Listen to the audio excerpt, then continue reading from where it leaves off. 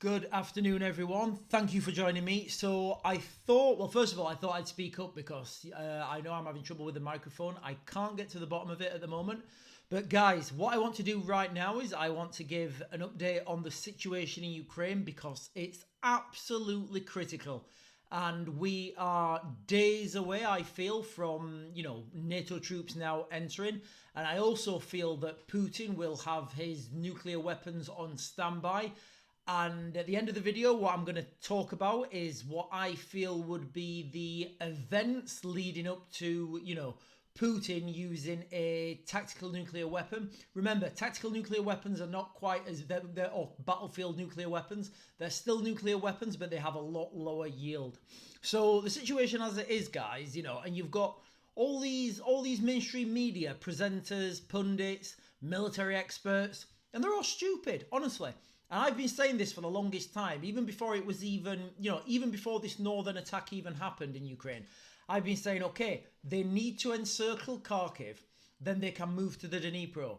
Why do they need to encircle Kharkiv? Well, first of all, Putin doesn't have enough troops to go into Kharkiv, and there's no strategic reason for that. What he needs to do, what he's trying to do, is cut Kharkiv off. So for those of you who don't know, Kharkiv is it's the second largest city in Ukraine. It's really far east, and it's kind of the final stronghold at the moment. But Putin doesn't need to go into Kharkiv. He doesn't need to, to raise it to the ground. All he needs to do is cut it off. And then to control that city, all he'll do is turn the utilities off and say, guys, listen, behave in Kharkiv and we'll let your utilities come back on. And that's it, guys. It's that simple. The Ukrainians, as I understand, they don't really have fallback positions to go back to, so it's Kharkiv or nothing. And I've been saying this, guys, for such a long time, and, even right now, mainstream media have not caught up to it. But that's, so when you're looking at all this Ukrainian news, that's what Russia's trying to do. They're trying to encircle Kharkiv and then move up to the river Dnipro. So the situation on the ground at the moment is Putin is he's taking ground slowly but surely. I don't know how long the Ukrainians can hold out with limited weapons, limited manpower, and limited morale. The situation is going, it's getting worse by the hour for the Ukrainians. And again, when you're watching these mainstream media pundits or whatever, they're talking about this like it's some sort of sports event, or it's like a game.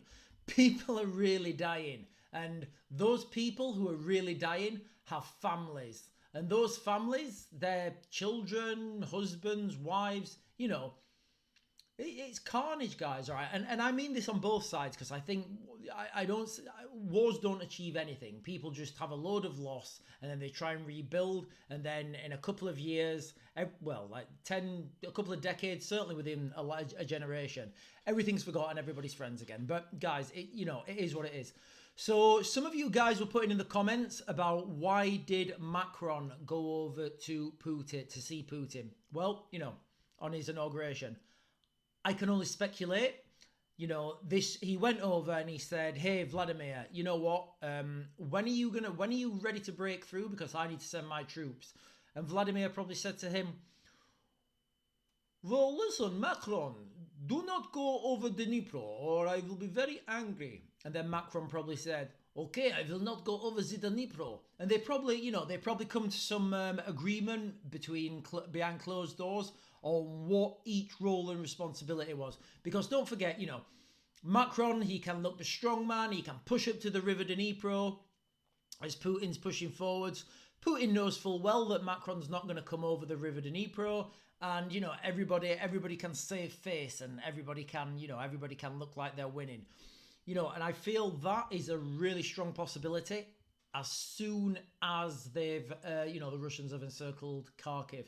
And it's not a question of if, it's a question of when now.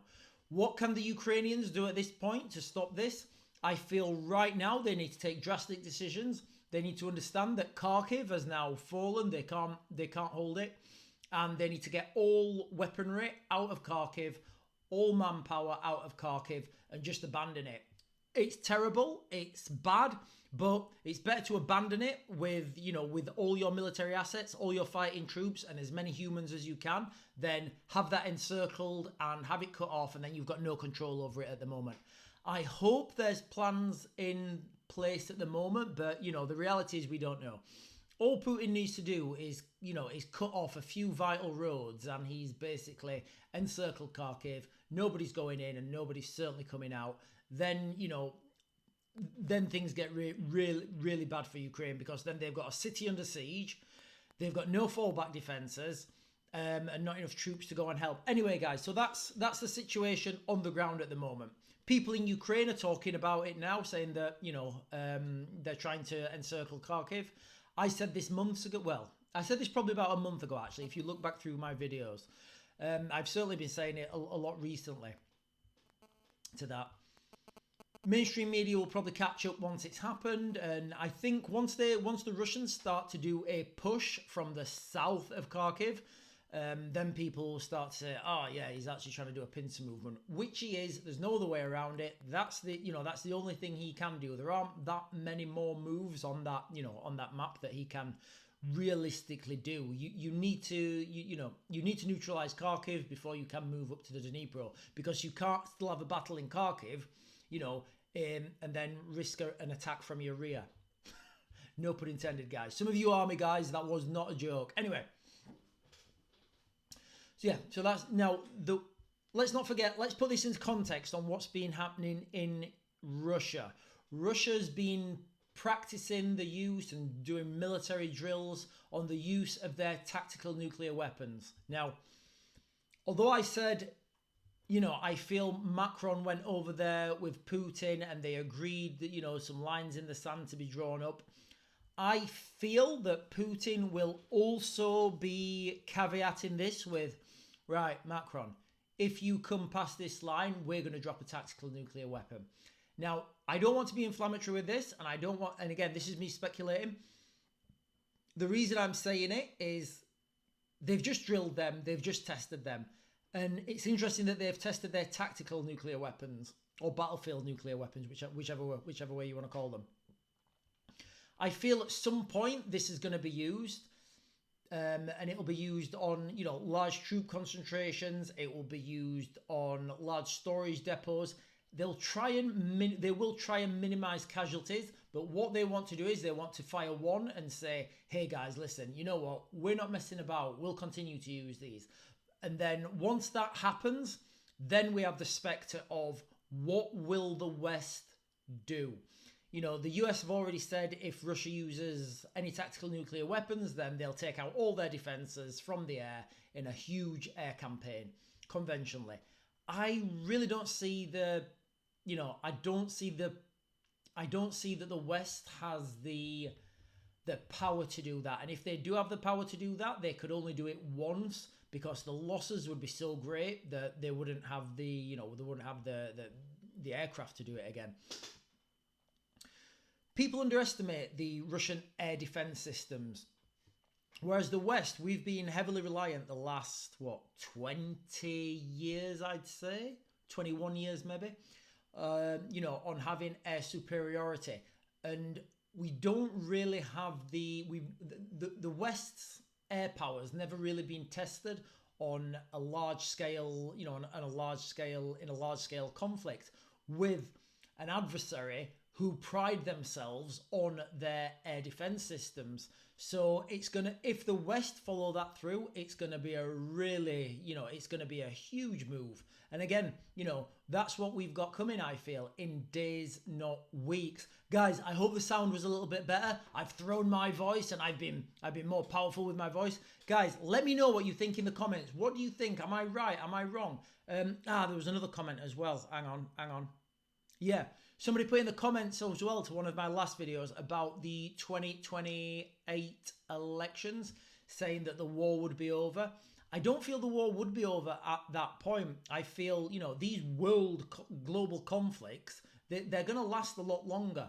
They last a lot longer because, they will last a lot longer because not all the sides at the moment have moved forward. China's not made its move.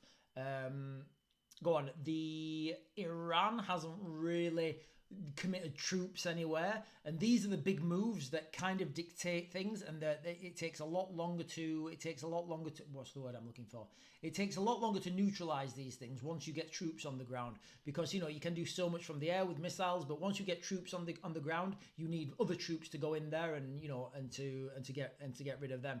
You can't, I think the army, the troops on the ground are the only, you can take a city from the air, you can take a city from the sea. You can only hold a city, you can only hold a fortification from the ground. So having troops on the ground is critical, and I just don't see the saturation of troops anywhere else but Ukraine at the moment. I mean, you've got this conflict in Gaza, but Gaza and Israel are tiny specks on the map. And the amount of manpower that's going to get, that I feel will be used and absorbed in this next conflict, we've not even seen the start of it yet. What we're seeing now is just the beginning of it.